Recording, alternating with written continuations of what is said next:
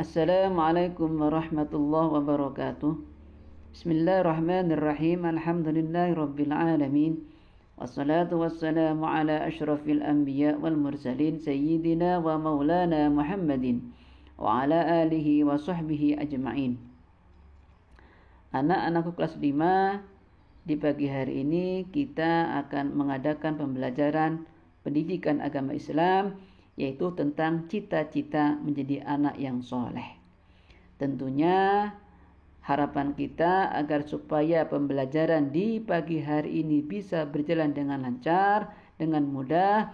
Alangkah lebih baiknya marilah kita membaca doa suratul Fatihah dan diikuti dengan doa untuk orang tua dan doa belajar. Harapan kita semoga kita semua dimudahkan mencari ilmu, dimudahkan untuk memahami ilmu, sehingga nantinya kita menjadi anak yang soleh dan solihah, bermanfaat dunia dan akhirat. Liridhanillahi ta'ala. Al-Fatihah. A'udzu billahi minasyaitonir rajim. Bismillahirrahmanirrahim. Alhamdulillahi rabbil alamin. Arrahmanir rahim. Maliki yaumiddin. Iyyaka na'budu wa iyyaka nasta'in. Ihdinas siratal mustaqim. Siratal ladzina an'amta 'alaihim ghairil maghdubi 'alaihim waladdallin. Rabbi ighfirli wa liwalidayya wa lil mu'minina amin. Bismillahirrahmanirrahim. Rabbi zidni ilma warzuqni fahma. Amin ya rabbal alamin. Baiklah anak-anakku kelas 5, marilah kita mengamati gambar untuk mengingat-ingat pembelajaran yang kemarin. Yang kemarin tentunya ada ciri-ciri menjadi anak yang soleh, yaitu tentang kejujuran, yaitu jujur kepada Allah, yaitu tentang bagaimana ibadah kita kepada Allah. Yang kedua adalah jujur pada diri sendiri, yaitu bagaimana ketika kita ujian kita tidak menggantungkan pada orang lain, yaitu bagaimana kita mengerjakan dengan kemampuan kita tanpa perlu menyontek. Kemudian jujur kepada orang lain seperti contoh jujur kepada orang tua, yaitu mengembalikan pengembalian dengan jujur sesuai dengan pengembalian yang ada, tidak mengurangi dan tidak melebihkan. Kemudian patuh dan hormat, tentunya patuh terhadap orang tua dan juga patuh hormat kepada guru. Ini adalah pembelajaran pekan yang kemarin. Dan untuk hari ini adalah kita akan belajar tentang makna yang ada pada gambar 7 siswa ini, yaitu tentang indahnya saling menghargai. Anak-anakku kelas 5, semua manusia di dunia ini bermula dari Nabi Adam alaihissalam. Kemudian manusia berkembang, di antaranya adalah kita. Allah Subhanahu wa ta'ala menciptakan manusia itu berbagai macam bentuk dan warna. Ada yang kulitnya putih, ada yang hitam, ada yang tinggi, rendah, rambut keriting, rambut lurus, dan terlihat tidak ada yang serupa. Demikian pula kehidupan manusia, ada yang kaya dan ada yang miskin. Bangsa Indonesia misalnya terdiri dari beragam suku, agama, adat istiadat. Lalu bagaimana kita hidup di tengah-tengah keberagaman itu? Tentu saja kita harus saling menghargai.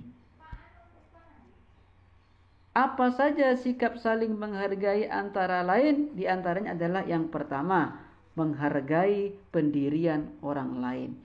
Dalam agama Islam terdapat sedikit perbedaan dalam beribadah. Misalnya, dalam ibadah salat subuh, ada yang melakukan kunut dan ada yang tidak melakukannya. Semua itu tergantung pada pendirian masing-masing. Pendirian inilah yang harus kita hargai, karena semuanya ada tuntunannya. Yang terpenting adalah dilaksanakannya sholat subuh sesuai dengan tuntunan Islam yang diyakininya. Mereka yang berkunut dan yang tidak berkunut tetap saja sah sholatnya. Kemudian menghargai keyakinan orang lain. Semisal contoh, Ahmad bertempat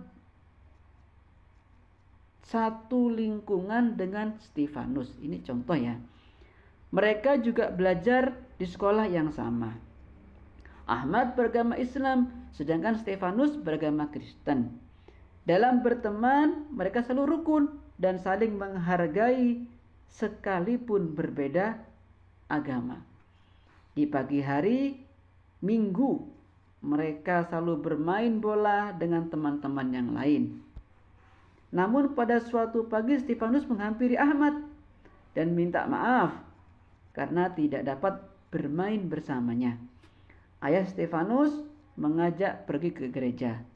Ahmad tidak mempersoalkannya dan menghargai sikap Stefanus untuk pergi ke gereja bersama ayahnya. Itu adalah bentuk daripada menghormati keyakinan. Kemudian menghargai pendapat orang lain. Contoh misal pada hari Senin atau Selasa atau Rabu atau yang lainnya, ada siswa kelas 5 belajar kelompok membahas tentang sikap anak terhadap orang tua, yaitu ayah dan ibu. Siswa kelas 5 dibagi menjadi kelompok, 5 kelompok. Kelompok 1 dipimpin oleh Ahmad, sedangkan anggotanya adalah Iwan, Habibi, Dino, Ira, Nisa, dan Ilham semisal. Dalam belajar kelompok, masing-masing siswa mengemukakan pendapatnya tentang bagaimana seharusnya bersikap terhadap orang tua. Semisal, Nisa mengatakan harus ikut membantu pekerjaan rumah. Habibie mengatakan tidak boleh keluar rumah tanpa seizin orang tua. Ilham mengatakan di rumah tugasku hanya belajar saja. Iwan mengatakan yang penting aku tidak boleh meninggalkan sholat dan mengaji.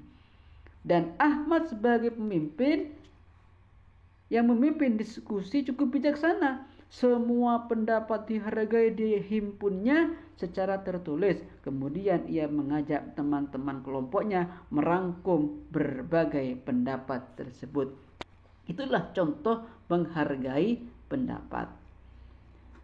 Dan untuk tugas anak kelas 5 sekolah dasar Kecamatan Lawang untuk pendidikan agama Islam tentunya tentang menghargai ini, silakan dibuka di LKS, itu ada halaman 33 dan juga ada penilaian pembelajaran 3, itu kalian kerjakan di LKS.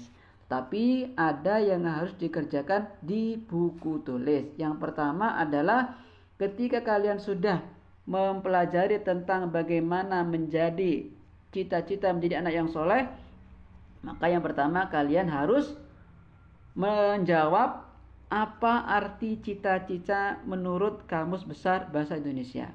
Yang kedua adalah apa saja ciri-ciri anak yang soleh, sebutkan semua. Yang ketiga, apa manfaat anak soleh.